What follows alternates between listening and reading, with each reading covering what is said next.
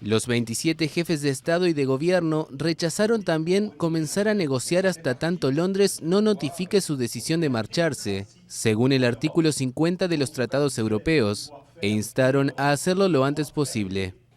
El Brexit es ante todo un problema del Reino Unido. Por cierto, se trata más de un problema que de una solución, pero es la solución que eligieron los británicos. Cameron, quien dimitió tras el resultado del referendo, afirmó que la notificación del Brexit debe corresponder a su sucesor al frente del gobierno a partir de septiembre. La pregunta ahora es qué pasa con Escocia, y es que Nicola Sturgeon, primera ministra escocesa, viajó a Bruselas con el fin de hablar sobre el futuro de Escocia en la Unión Europea. Y cabe recordar que tras la decisión del Reino Unido de abandonar el bloque, la mayoría de los escoceses votó en contra del Brexit, es decir, salir de la Unión Europea.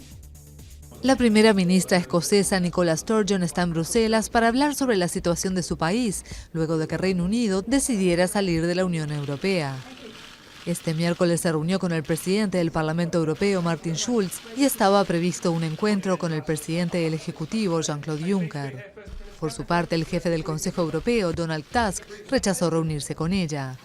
Si bien el llamado Brexit triunfó en el referéndum británico del 23 de junio, los escoceses votaron mayoritariamente a favor de seguir en el bloque. Por eso Sturgeon afirmó que considera democráticamente inaceptable que Escocia salga de la Unión Europea contra su opinión. Además, consideró muy probable un nuevo referéndum sobre la independencia del Reino Unido.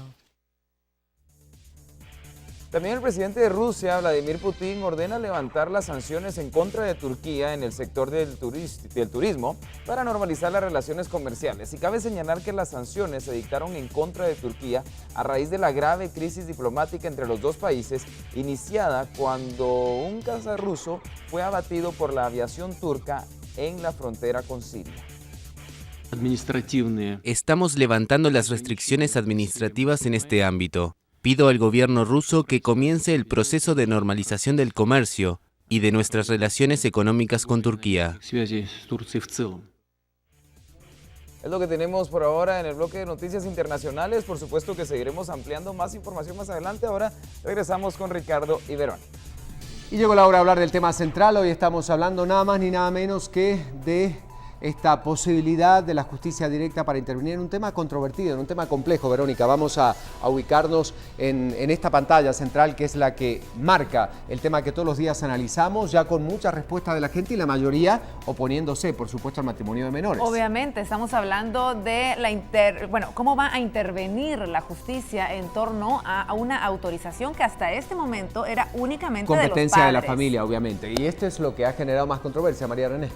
Exactamente, sí, hay varias controversias, ¿no? Empezando por el hecho de que Naciones Unidas dicen que permitiendo que menores de 16 años se casen en el país, ahí se estaría entonces vulnerando esos convenios internacionales que Guatemala ha firmado, que tienen que ver con los derechos humanos, ¿no? Y los derechos de los jóvenes. En esta mañana entonces estamos repasando un poco más precisamente algo que entra en vigencia hoy, algo que, bueno, a partir de hoy se dice que los juzgados de familia van a tener en sus manos, los jueces, autorizar el matrimonio entre menores de 16 años. Vamos a repasar un poquito lo que pasaba el año pasado y lo que dice el Código Civil respecto al matrimonio entre menores.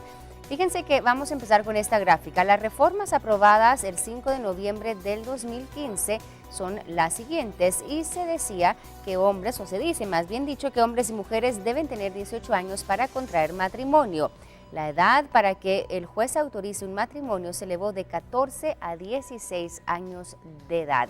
Y aquí entonces empieza ya un poco esa polémica. ¿Qué pasa entonces entre estos jóvenes que quieren contraer matrimonio?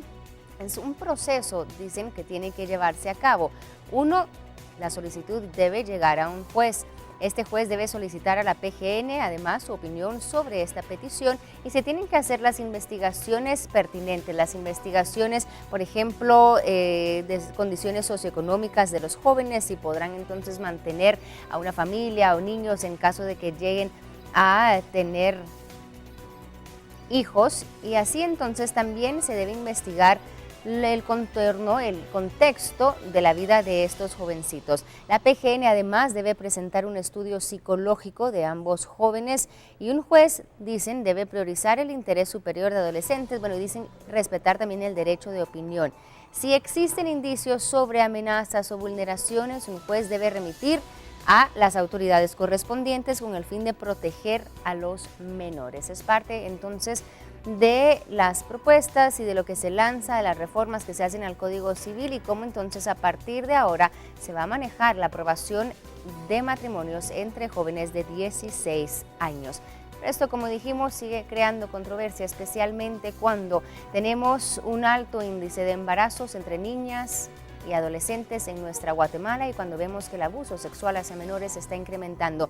Vamos esta mañana a entablar entonces una llamada, comunicación con Leonel Dubón del Refugio de la Niñez. Leonel, muy buenos días y gracias por estar con nosotros esta mañana. Tú que tanto trabajas con niños, Leonel, ¿qué piensas respecto a estas nuevas entonces condiciones? Gracias, María René. Buenos días a nuestros queridos televidentes. Voy a tratar de llevar así muy rápidamente una línea de tiempo. Como tú bien lo indicas, antes de noviembre del 2015, lamentablemente las niñas podían contraer matrimonio a partir de los 14 años y los chicos a partir de los 16 años. Ahí ya vemos una inequidad, porque ¿por qué las niñas a los 14 años ya tenían la madurez de poder contraer matrimonio, pero con los niños hay que esperar 2 años más? Entonces empieza como a trabajarse, y la primera propuesta que plantearon las organizaciones integrantes de la Mesa por la Niña es elevar la edad del matrimonio a los 18 años para ambos, tanto para los niños como para las niñas, tomando en cuenta la gran cantidad de embarazos en adolescentes, pero lo que más nos venía preocupando es la cantidad de matrimonios entre niñas y personas adultas. Claro. O sea, no nos preocupa tanto las relaciones entre adolescentes, por así decirlo, o los matrimonios entre adolescentes, que estaba regulado así de esa manera, sino que esa desigualdad y esas relaciones de poder donde la niña terminaba perdiendo muchísimo. Se aprueba en noviembre el decreto 08-2015 y se eleva la edad del matrimonio. Lamentablemente no se elevó como la propuesta inicial a partir de los 18 años para ambos sexos, sino que se deja una excepción en la ley que permite a partir de los 16 años bajo ciertas condiciones. Pero este es el primer instrumento normativo que diría yo que es un paso dentro de un escalón que tenemos que seguir subiendo. El segundo instrumento es precisamente el acuerdo 12-2016 que aprueba la Corte Suprema de Justicia y que sale publicado ayer en el Diario Oficial, donde regula de qué manera lo van a hacer los jueces. Porque lo que estaba pasando es que de noviembre para acá se estaban dando muchos matrimonios, pero sin ciertos insumos que necesita el juez, y también clarifica qué tipo de jueces, porque ya jueces de paz estaban haciendo matrimonios cuando no es su competencia. Entonces el acuerdo que emite la Corte regula ciertas cosas como el interés superior de la niña, que la niña sea escuchada, los estudios socioeconómicos. No es una decisión tampoco tan a la ligera del juez, sino que tiene que ser una decisión bien sustentada tomando en cuenta a la niña. ¿Crees que hay alguna, perdón que te interrumpa, pero crees que hay alguna debilidad en esta decisión de pedir que los juzgados tomen la decisión de autorizar los matrimonios, en el sentido de que quizá no se da algún tipo de reglamento específico o de criterio específico? Bueno, ahora el acuerdo de la Corte sí regula muchas cosas y creemos nosotros que es un acuerdo que valoramos, que aplaudimos. Sin embargo, siempre está en el ambiente que las organizaciones de derechos humanos preferiríamos que una niña de 16 años, porque para nosotros todavía es una niña, no está todavía en las capacidades de poder contraer matrimonio. Ahora, tenemos que seguir trabajando, este es un escalón más, y aquí lo quiero hacer públicamente, y gracias a Guatevisión por el espacio. Hace 3 días teníamos un caso de un alcalde auxiliar de Purulá, Baja Verapaz, y digo todos los datos. Como se enteró que no podía casarse con una niña de 15 años, la sustrajo y se la llevó a vivir con él. Y entonces se pone otra denuncia en el Ministerio Público por sustracción. Y el Ministerio Público llega a un acuerdo que la va a devolver. Sin embargo, la devuelve en teoría, pero en la práctica no, porque la niña está con su familia en el día, pero este hombre llega a traerla en la noche. es una autoridad local. Entonces tenemos un serio problema todavía entre las relaciones entre niñas muy pequeñas y adultos muy mayores. O sea, no se está respetando la vida de las niñas, se sigue viendo a las niñas como objetos, se les compra a las niñas. Yo creo que es un paso más importante que valoramos, pero tenemos que seguir trabajando en la protección de las niñas. Precisamente, ¿y cómo llegamos entonces a precisamente reprimir ese tipo de comportamientos, de lo que acabas de describir? ¿Qué pasos hay que tomar o cómo se sigue trabajando para llegar a eso? Yo creo que tenemos que ser más serios en la persecución penal de las relaciones sexuales entre adultos y niñas. O sea, la desventaja entre una niña y un adulto que tiene una brecha de edad de 30 años de diferencia, es una brecha de edad significativa. O sea, la niña lamentablemente lleva todas las de perder en una relación tan desigual.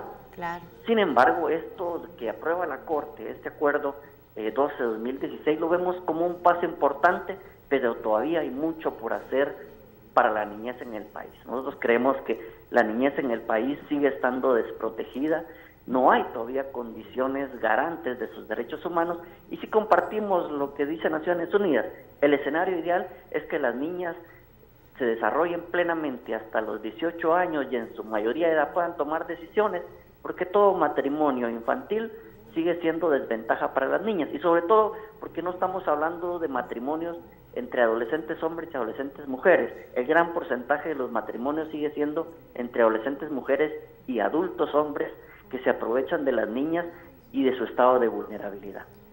Bueno, Leonel, gracias por darnos tu opinión y haber hablado un poquito respecto a este tema, no muy sonado quizá en el país o conocido por muchos, pero sí es un problema latente el que estamos enfrentando, como bien menciona, esa vulnerabilidad de los derechos humanos de las jovencitos y también los niños y niñas de nuestro país.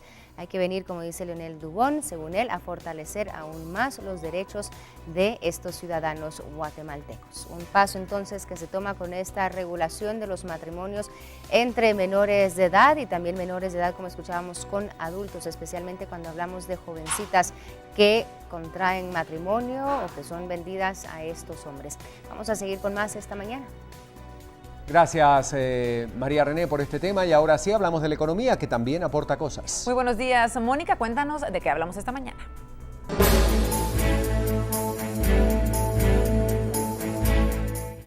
Buenos días. Hoy en el segmento económico les informamos que el precio del maíz blanco en la última semana ha tenido un incremento en su precio de 6 quetzales con 20 centavos el quintal, que pasó de 136 quetzales a 144.80 quetzales en promedio. Esto se ha generado por la reducción de la oferta, por la finalización de cosechas a nivel nacional y a la baja en las reservas almacenadas en las áreas productoras del Petén. Las autoridades del Ministerio de Agricultura del Departamento de Precios ha mencionado que también existe una disminución de oferta en el mercado mexicano, cuya presencia sigue siendo importante para Guatemala.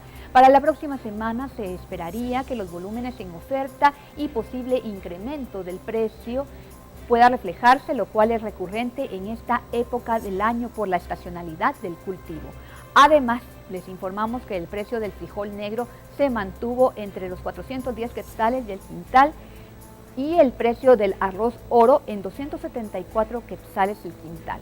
Ahora veamos cómo se encuentra el precio de los combustibles y el tipo de cambio del dólar y el euro en relación al quetzal. Síganme en redes sociales, soy Mónica Obancho.